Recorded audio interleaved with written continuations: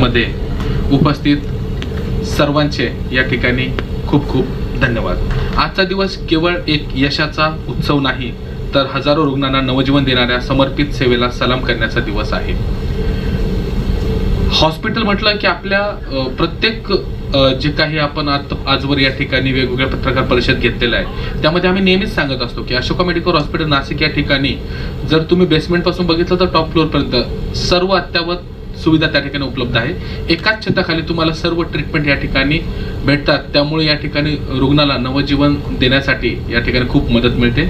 आणि तज्ज्ञ डॉक्टरांची टीम असल्यामुळे अनुभवी डॉक्टरांची टीम असल्यामुळे या ठिकाणी रुग्णाला चांगली गुण या ठिकाणी येतात आणि हसतमुख पेशंट या हॉस्पिटलमधून सुट्टी घेतात। आता सर्वात महत्त्वाचं म्हणजे a doctor treats but a dedicated doctor gives a hope to live again. मग हे डेडिकेशन आपले doctor Shekhar Chirmade sir, doctor Akhilesh Somani sir आणि बाकी सर्व जे हॉस्पिटलचे डॉक्टर आहेत यांच्यामध्ये आपल्याला नेहमीच बघायला मिळेल। आणि आजचा हा जो महत्त्वाचा टप्पा आम्ही गाठलेला आहे 7000 शस्त्रक्रियांचा, तर यामध्ये आज आपण सर्वजण साक्षी होणार आहोत आणि याचा उत्सव आपण या ठिकाणी साजरा करणार आहोत। यासाठी डॉक्टर शेखर चिरमाडे सर यांच्यासाठी लांबून लांबून पेशंट त्या ठिकाणी येत असतात, जसं की सिंगापूर या भागातूनही आज ज्यांना येणं शक्य झालं नाही त्यांनी व्हिडिओ आपल्याला पाठवले आहेत, तर त्याचा आपण फीडबॅक या ठिकाणी बघणार आहोत। काही रुग्ण आपल्यामध्ये डायरेक्ट उपस्थित आहेत जे ॲडमिट आहेत किंवा काही डिस्चार्ज झालेले रुग्णाचे नातेवाईक सुद्धा आज आपल्यामध्ये या ठिकाणी उपस्थित आहेत। त्या सर्व रुग्णाच्या नातेवाईकांचे रुग्णांचे मी या ठिकाणी हार्दिक स्वागत करतो। जोरदार टाळ्या वाजून त्यांचं एकदा आपण स्वागत करूया। आता जास्त वेळ वाया न घालता हॉस्पिटल म्हटलं की आपल्याला इमर्जन्सी डिपार्टमेंट आठवतं किंवा आपल्याला आपत्कालीन विभाग दिसतो किंवा मग आपण म्हणतो 24/7 आणि ॲम्ब्युलन्सचा आवाज जाणवतो। तर आपण आपत्कालीन विभाग म्हटला की हॉस्पिटलचा मेन आरसा जर म्हटलं तर त्याला इमर्जन्सी डिपार्टमेंट असं म्हणतात, कारण की इमर्जन्सी डिपार्टमेंटवरच ठरतं की पुढची जे काही टप्पे आहेत, पुढची जी ट्रीटमेंट आहे ती नेमकी कशी होणार आहे। तर याच्यामध्ये आपल्या हॉस्पिटलचे इमर्जन्सी डिपार्टमेंटचे हेड डॉक्टर अखिलेश सोमानी या ठिकाणी उपस्थित आहेत आणि ते खरंच या ठिकाणी काटेकोरपणे त्या ठिकाणी सर्व प्रोटोकॉल पाळून या ठिकाणी जे काही इमर्जन्सी विभागांमध्ये पेशंट येत असतात, ट्रॉमाचे पेशंट असो किंवा बाकीही कोणत्या इमर्जन्सी घेऊन पेशंट येतात, तर ते त्या ठिकाणी वेळीच लक्ष घालून त्या ठिकाणी पुढचं ट्रीटमेंट कोऑर्डिनेशन प्रॉपर करत असतात। तर आज या ठिकाणी मी अखिलेश सोमानी सरांना विनंती करतो की त्यांनी आज या ठिकाणी मार्गदर्शन करावं। मी doctor Akhilesh Somani, respected members, मी अशोका मेडिकल हॉस्पिटलमध्ये इमर्जन्सी डिपार्टमेंटमध्ये कार्यरत आहे। आता इमर्जन्सी मेडिसिन हे एक नवीन ब्रांच आहे। आता इमर्जन्सी मेडिसिन हे ब्रांच इमर्जन्सी कंडीशनसाठी बनलेला आहे। आता ये ब्रांच का यूज़ क्या है? इस ब्रांच में इमरजेंसी डिपार्टमेंट में ट्रेन डॉक्टर्स रहते हैं जिनका काम वही होता है कि इमरजेंसीज हैंडल करना। इमरजेंसीज में जैसे सांस लेने की तकलीफ़ होती है या पेशेंट को इंटूबेशन या ट्यूब डाल के वेंटिलेटर पर रखने की ज़रूरत पड़ती है, या फिर स्ट्रोक आता है या फिर हार्ट अटैक आता है, तो ये सब चीज़ें जल्दी आइडेंटिफाई करना, क्योंकि ये सब चीज़ों में टाइम बहुत इंपॉर्टेंट होता है, तो ये जल्दी से कैचअप करके उस रिलेटेड डायरेक्टेड फोकस ट्रीटमेंट देना बहुत ज़रूरी होता है। तो इसलिए ये डिपार्टमेंट का बहुत इंपॉर्टेंस होता है। और जैसे शेखर चिरमाडे सर के डिपार्टमेंट के जो पेशेंट्स होते हैं जो एक्सीडेंट्स के आते हैं, जिनके हाथ टूटते हैं, पैर टूटता है या फिर सर में लगता है, ब्रेन में ब्लीडिंग होती है, स्कल का फ्रैक्चर होता है, तो ये सब चीज़ें एक फोकस असेसमेंट करके पेशेंट का जो लाइफ थ्रेटनिंग कंडीशन होता है उसमें पेशेंट को स्टेबलाइज करना, इम्पॉर्टेंट इमरजेंसी जो मेडिकेशंस लगते हैं वो देना, जल्द से जल्द स्कैन करवा कर पेशेंट को स्टेबलाइज करके आगे जो चीज़ें लगेगी, ऑपरेटिव लगेगा या मेडिकल मैनेजमेंट लगेगा, आईसीयू का ट्रीटमेंट लगेगा, उसके पेशेंट को स्टेबल करके जल्द से जल्द उस एरिया में शिफ्ट करके उसका ट्रीटमेंट कंटिन्यू करना होता है। ये स्टार्टिंग के जो 1 घंटा जो रहता है ये सब चीज़ों में, ये सबसे इम्पोर्टेंट होता है। अगर इस 1 घंटे में पेशेंट को टाइमली फोकस्ड असेसमेंट करके और फोकस ट्रीटमेंट करके अगर देते हैं तो पेशेंट का जान बचने का चांसेस काफ़ी बढ़ता है।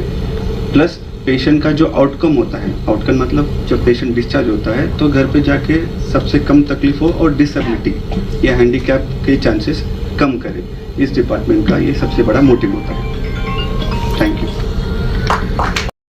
नमस्कार।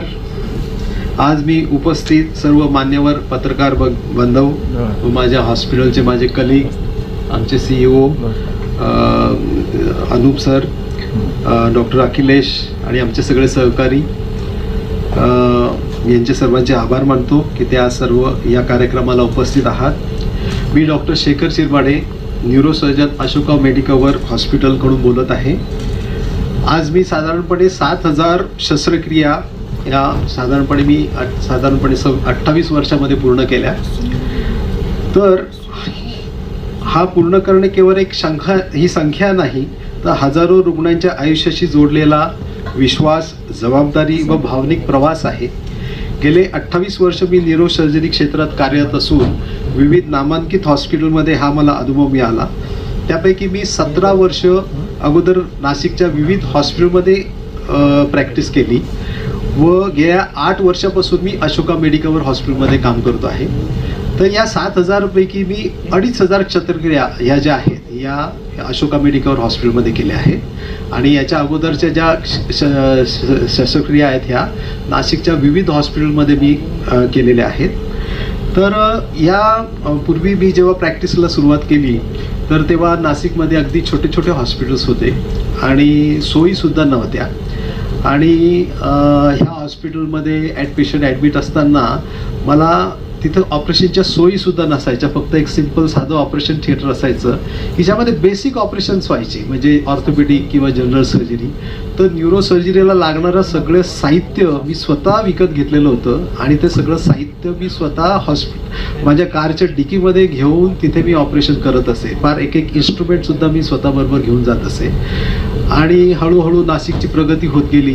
त्यानंतर थोडे मोठे हॉस्पिटल्स आलेत, त्यांनी काही न्यूरोसर्जरी सेटअप घेतलेत आणि मग हळूहळू मलाही असं वाटायला लागलं की छोट्या हॉस्पिटल्समध्ये थोडेसे कॉम्प्रोमाइजेस असतात, त्यामध्ये फॅसिलिटीज नसतात सगळ्या, CT scan, MRI, ICU care.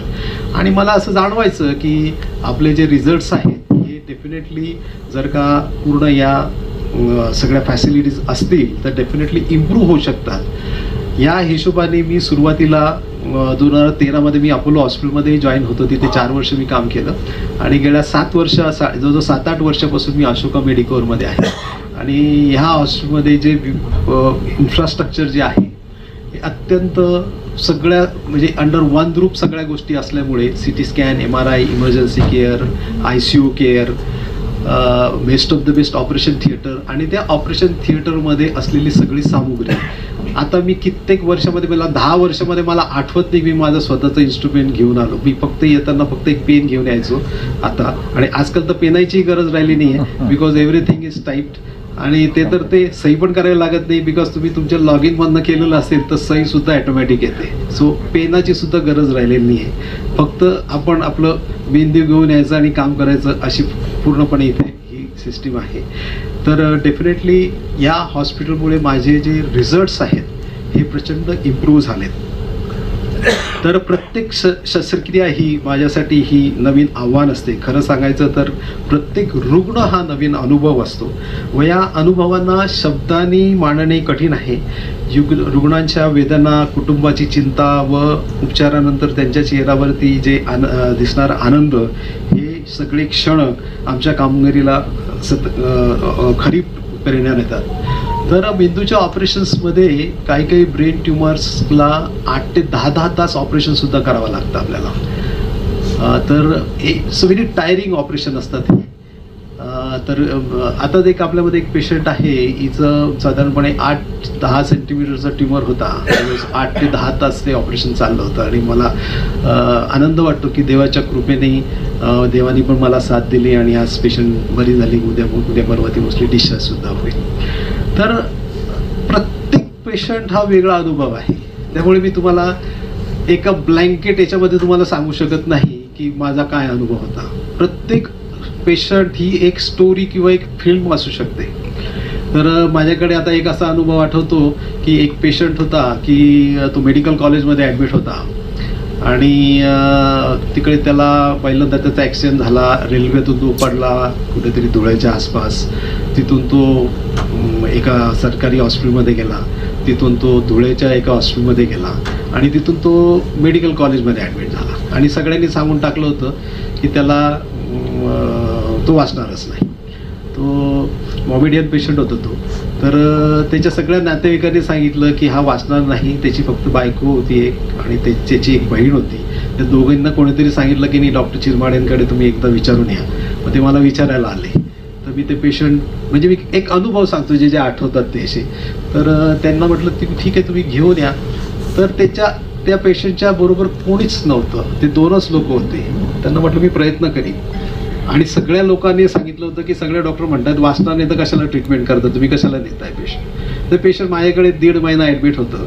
फक्त 2च लोक त्याच्याबरोबर असायचे आणि सुदैवाने ते पेशंट कंप्लीट बरं झालं. कंप्लीट म्हणजे पूर्णपणे नॉर्मल, पूर्णपणे त्याची बुद्धिमत्तासुद्धा नॉर्मल. तर असे असंख्य अनुभव आहेत. प्रत्येकाची वेगळी स्टोरी आहे.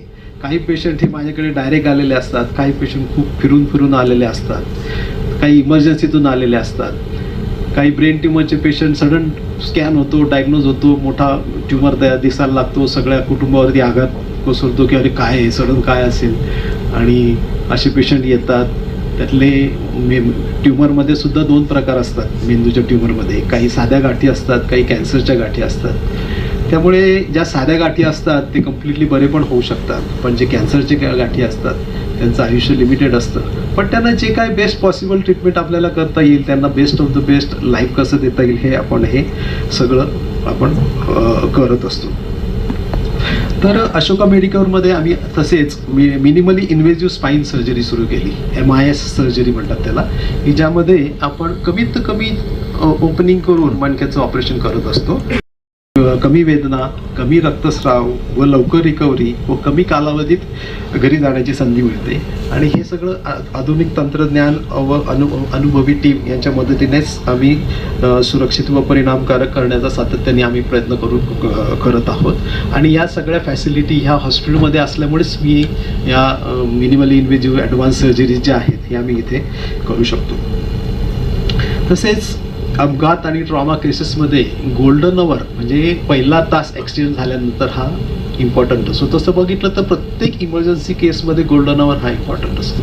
तुम्ही कुठलाही पकडा, एखादा आता समजा पॅरालिटिक अटॅक असेल तर त्यामध्ये सुद्धा जो पहिला तास आहे तो गोल्डन अवर म्हणता येईल. हार्ट अटॅक येत असेल तर तोही त्याच्यामधला पहिला तास जो असतो तो गोल्डन अवर असतो. सो कुठल्याही इमर्जन्सीमध्ये पहिल्या तासामध्ये पेशंटला best of the best possible treatment जर का मिळाली तर त्याच्यामध्ये वाचण्याचे चान्सेस वाढतात. तर माझ्या क्षेत्रामध्ये ॲक्सिडेंटच्या पेशंट्समध्ये जर का पेशंट 1 तासाच्या आत जर का बेस्ट ऑफ द बेस्ट सेटअपमध्ये पोहोचू शकला तर जसं आमच्या अशोका मेडिकल हॉस्पिटलमध्ये अंडर 1 रूफ सगळ्या फॅसिलिटी असल्यामुळे CT scan, MRI, emergency team, ICU care आणि गोल्डन अवरमध्ये पेशंट बसला आणि सगळी team like neurosurgeon, plastic surgeon, general surgeon, orthopaedic surgeon, तर पेशंटला अंडर 1 रूफ इमिजिएट सगळी ट्रीटमेंट मिळते. ज्या पॉसिबिलिटीज आहेत त्या सगळ्या इमिजिएट डायग्नोज होतात आणि त्यांची लवकरात लवकर ट्रीटमेंट चालू होते. आणि त्यामुळे पेशंट वाचण्याचे व तसेच लवकर बरं होण्याचे पण चान्सेस त्याचे वाढतात आणि त्याची घरी जाण्याची शक्यता डेफिनेटली वाढते. या कालावधीत आम्ही ब्रेन ट्युमर, स्पाईनचे विकार, अपघातातील गंभीर दुखापती व अनेक जटिल न्यूरोसर्जरी यशस्वीरित्या हाताळल्या व प्रत्येक केसमध्ये अचूकता, संयम, रुग्णांच्या जीवाची काळजी ही आमची सर्वोच्च प्राथमिकता असते. या सगळ्यांमध्ये जो महत्त्वाचा आहे तो रुग्ण व त्यांचा असणारा आमच्यावरती विश्वास. हाच विश्वास मला अधिक जबाबदारीने व अधिक संवेदनशीलतेने व अधिक समर्पणाने काम करण्याची प्रेरणा देतो. याच पद्धतीने आम्ही सर्जरीच्या व्यतिरिक्त जे मेडिकल ट्रीटमेंट असते याच्या डबल किंवा ट्रिपल संख्येने जर का मी 7,000 शस्त्रक्रिया केल्या असतील तर किमान तिप्पट म्हणजे 15,000 ते 20,000 पेशंट हे आम्ही मेडिकली नॉन सर्जिकली ज्यांना सर्जरीची गरज नसते योग्य तो डिसिजन देऊन आणि वेळेवर उपचार करून विदाऊट सर्जरीसुद्धा आम्ही तिप्पट पेशंट हे याच्यातनं आम्ही बरे केलेले आहेत. त्यामध्ये हेड इंजुरीचे पेशंट असतील, पॅरालिटिकचे पेशंट असतील, स्ट्रोकचे पेशंट असतील, काही गाठींनासुद्धा आपण मेडिकल ट्रीटमेंट देतो. काही गाठी ट्युबरक्युलोसिसच्या असतात त्यांना मेडिकली बरं करता येतात. सो ह्या ट्युबरक्युलोसिसच्या गाठी का नाही याचं विशिष्ट काही तपासण्या करून सुद्धा आपल्याला कळू शकतं. तर अशा पद्धतीने मेडिकली सुद्धा आम्ही कित्येक पेशंटला बरं केले, ऑलमोस्ट 3 टाईम्स. व आगामी काळातही अशोका मेडिकल हॉस्पिटल तर्फे आम्ही अत्याधुनिक न्यूरोसर्जरी सेवा देत राहू, उपचार अधिक सुलभ करण्याचा प्रयत्न करू व लवकर निदानाबाबत जनजागृती वाढवू. कारण वेळेवर उपचार केल्यास अनेक लोकांचा जीव वाचू शकतोस. तसेच आम्ही हॉस्पिटलतर्फे ॲक्सिडंट प्रिव्हेन्शन करता सुद्धा आम्ही बऱ्यापैकी उपक्रम राबवत असतो. आम्ही पोलिसांना येऊन त्यांना मार्गदर्शन करत असतो व आम्ही तर बऱ्याच वेळा आम्ही रस्त्यावरती जाऊन सुद्धा आम्ही पोलिसांच्या बरोबरीने उभे राहून लोकांना तिथे त्यांना भाषण दिलेली आहेत की तुम्ही ॲक्सिडेंट होऊ नये म्हणून बऱ्याच काळजी घ्यायला पाहिजे. सगळ्यात महत्त्वाचं म्हणजे हेल्मेट घालायला पाहिजे. कार चालवत असाल तर तुम्ही सीट बेल्ट वापरायला पाहिजे. आणि सगळ्यात महत्त्वाचं मी बघतो की लोक गाडी चालवत असताना मोबाईल वरती ऐकत असतात. कितीतरी पेशंट बघतो, म्हणजे मला इतकी कीव येते. तो मोबाईल असा असतो, मान अशी असते आणि अशी काही का याच्याने चालवत असतात आणि हीच कारणं ऑक्सिजनला प्रवृत्त करतात. तुमचं इकडे कानावरती तुम्ही बोलतायत, इकडे तुमचा मान अशी आहे, इकडनं कोणतरी येऊन तुम्हाला कट मारतो आणि ॲक्सिडेंट होतो.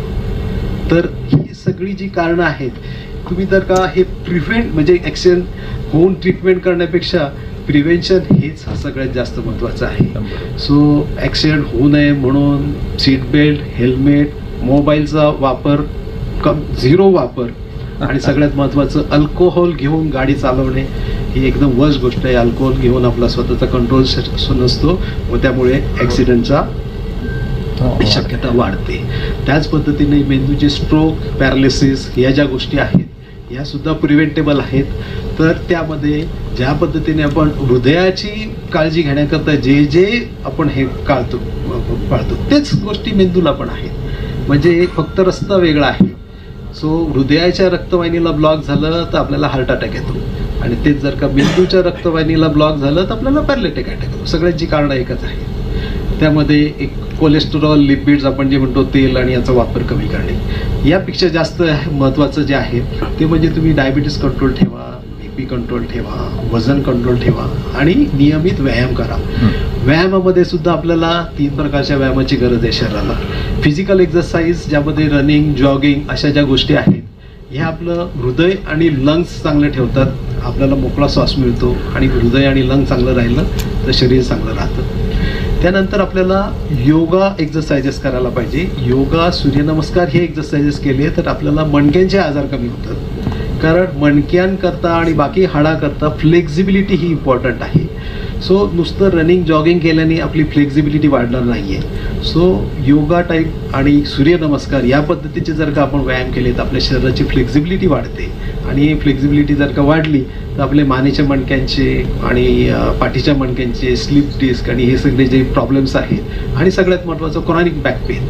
सो हे स्लिप डिस्कपेक्षा तर सोडा, मोर दॅन 80-90% पेशंट हे माझ्याकडे बॅक पेन, नेक पेनचे असतात की ज्यांच्या सगळ्याचे MRI नॉर्मल असतात आणि त्याला कुठली ट्रीटमेंट अवेलेबल नसते. ट्रीटमेंट म्हणजे फक्त पेन किलरच्या गोळ्या, सर्जरी वगैरे काहीच नाही. तर गोळ्या किती दिवस खाणार, किडनीला प्रॉब्लेम होणार. सो या गोळ्यांचा वापर कमी करण्यापेक्षा मनुष्याने जर का फ्लेक्झिबिलिटी व्यायामाकडे जर का लक्ष दिलं तर हे सगळे प्रॉब्लेम्स कमी होऊ शकतात. आणि तिसरा सगळ्यात महत्त्वाचा जो व्यायाम आहे तो मानसिक व्यायाम, म्हणजे मन संतुलित ठेवणे. याच्याकरता आपण वेगवेगळ्या प्रकारचे श्वासोश्वासाचे जे प्रकार असतात, मेडिटेशन आणि लोम विलोम जे श्वासाचे जे प्रकार आहेत हे जर का आपण केले तर आपलं मन शांत राहतं. मन शांत राहिलं की आपोआप हार्ट रेट आणि BP कंट्रोलमध्ये राहतो.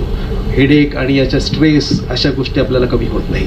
तर अशा पद्धतीने प्रत्येक मनुष्याला 3 प्रकारचे व्यायाम जे आहेत हे आयुष्यात प्रत्येकाने करायला पाहिजे. फिजिकल एक्सरसाइजेस, फ्लेक्झिबिलिटी एक्सरसाइजेस आणि मानसिक मेडिटेशनचे एक्सरसाइजेस. तर एवढे बोलून हा सगळा जो मी माझ्या आयुष्यामध्ये जो साधारण 28 वर्षाचा जो कालावधी मी प्रॅक्टिसचा केला नाशिकमध्ये. मी मूळचा तसा जळगावचो. मी जेव्हा इथे नाशिकमध्ये पाय ठेवला that was my first step in. त्याच्या अगोदर मी नाशिकमध्ये कधीही आलेलो नव्हतो. फक्त एवढंच की मी मुंबईमध्ये, पुण्यामध्ये शिकलो, तर मुंबईमध्ये शिकलो आणि त्या काळात मला असं वाटलं मुंबईचं लाईफ मला काही तेवढं आवडलं नाही. पुण्यामध्ये पण थोडंसं जरा सॅच्युरेशनच होतं जास्त. सो मी म्हटलं की आपण एक नवीन जो डेव्हलपिंग सिटी आहे तिथे जावं.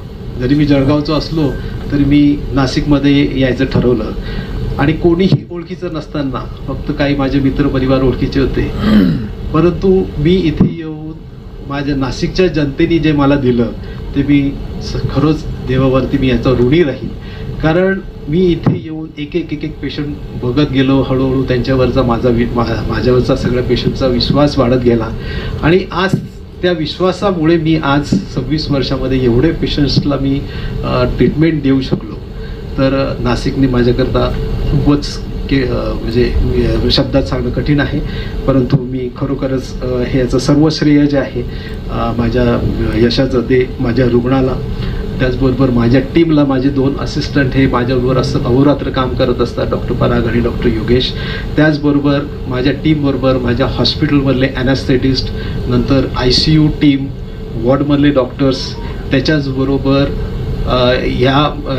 या सगळ्यांबरोबर जे आम्हाला जे साथ देत असतात ते नर्सिंग स्टाफ सगळ्यात महत्त्वाचं. आणि त्याचबरोबर ह्या सगळ्या पेशंटचे बाकीचे प्रॉब्लेम्स सांभाळायला जे ॲडमिनिस्ट्रेटिव्ह टीम आहे, कॉर्डिनेटर्स आहेत, जे वेळोवेळी आमच्याबद्दल त्यांना सगळं सांगत असतात. हॉस्पिटलच्या म्हणजे डॉक्टर कधी येणार, काय येणार याची सगळी माहिती असते. तर हे सगळं हे टीमवर्क आहे. सो हे सगळं करत असताना फक्त एक डॉक्टर ही गोष्ट करू शकत नसतो. तर ह्या पेशंटमध्ये 2च लोक इम्पॉर्टंट असतात, एक म्हणजे पेशंट आणि दुसरा म्हणजे डॉक्टर.